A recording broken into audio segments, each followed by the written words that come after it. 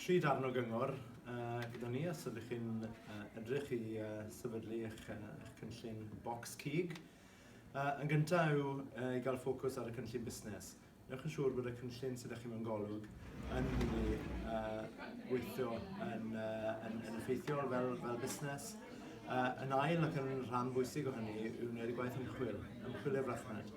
Datblygu dealltwriaeth gorau fydd allwch chi o'r farchnad o chwmpas, le fydd eich cynnyrch chi yn ffitio fewn y farchnad, beth sy'n mor arbennig am eich cynnyrch chi sy'n mynd i weithredu yn effeithiol o fewn y farchnad.